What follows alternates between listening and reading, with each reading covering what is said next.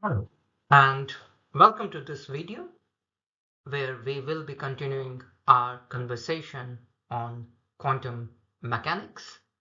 What we have seen in the last two videos is that the state of a system can be represented by a vector, and the change in the state of a system is represented by operators, which in turn mathematically represented by matrices.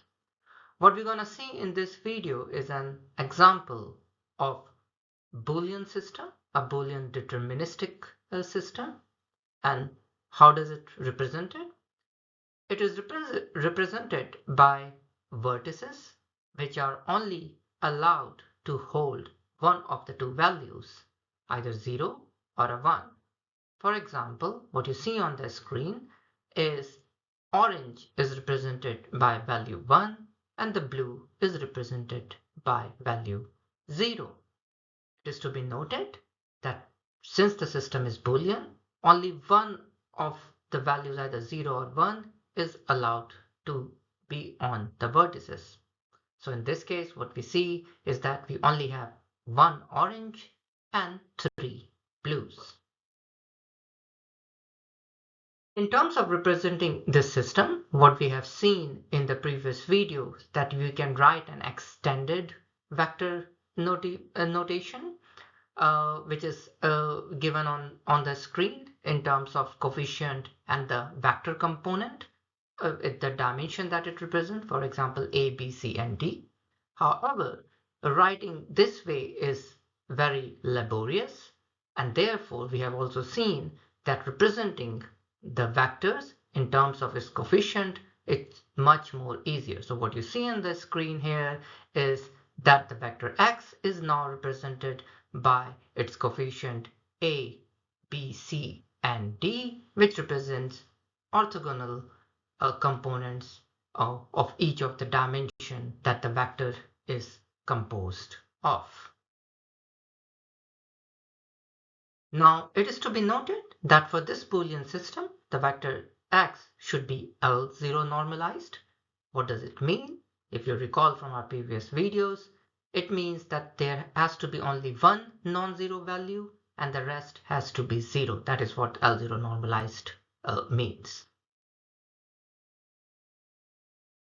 Now, let's talk about changing the state of this particular system. So, for example, you wanna bring the orange vertices from A to D, and it has to be then represented in the vector notification in terms of the coefficient and in the change of the coefficient. So for example, x, what you see on the left hand side goes from 1, 0, 0, 0 to x on the right hand side, which is 0, 0, 0, and 1, because now the vertices D is holding the value 0. This transition of a state, as we said, is accomplished by applying operators, which are represented by matrices.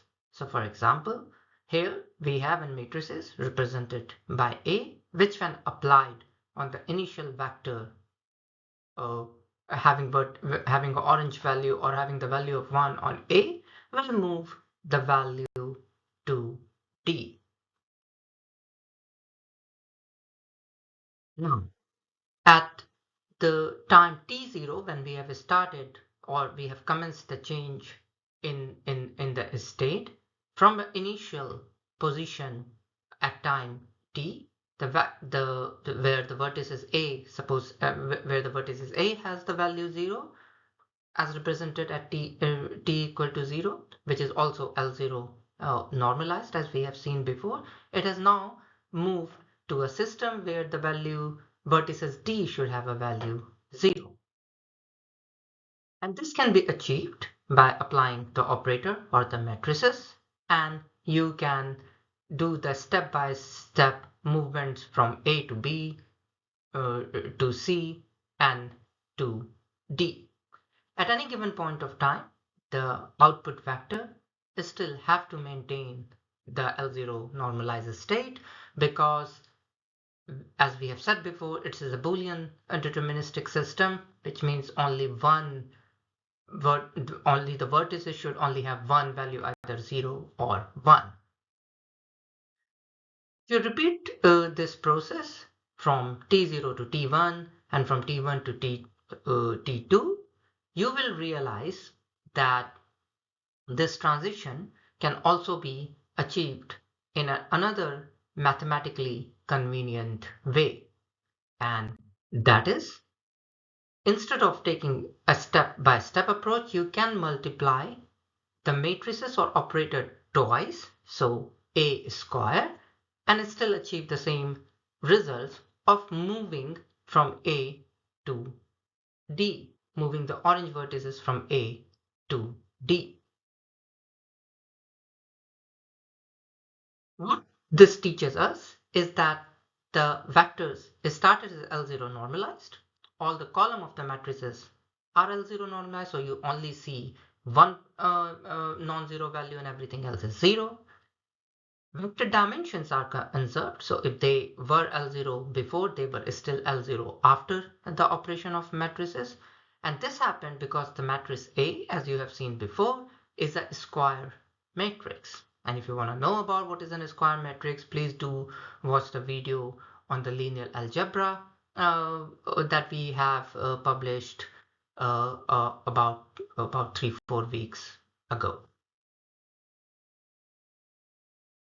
Now, let's take an example to extend this system of Boolean by putting a non-square Boolean operation, which means, for example, an AND operator that we all know works on 2 bits and return a single bit. So, for example, if the 2 bits are 1, 1, the AND operator returns 1.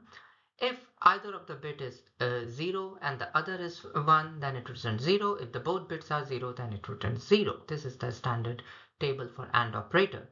However, here if you see, if the AND operator applies on 1 bit value, let's say 0, 1, it gives the value 0.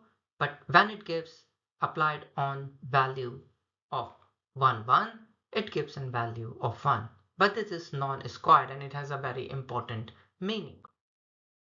The meaning is that AND operator in such a state reduces the dimensionality of the vector. For example, when you have an output 0, it is very difficult or nearly impossible to say whether you got that 0 from 0, 1 or 1, 0. So that is what the dimensionality loss, and a loss of dimensionality result in the reversibility aspect, that you cannot go back, so you cannot decipher if the output is coming from 1, 0 or 0, 1. It is also important to note that all columns are L0 normalized, hence the vector output is L0 conserved. That means you only have one non-zero element and the other is 0. All other elements are 0. However, the dimensionality has been reduced for example, the way it has been explained. So let's stop here.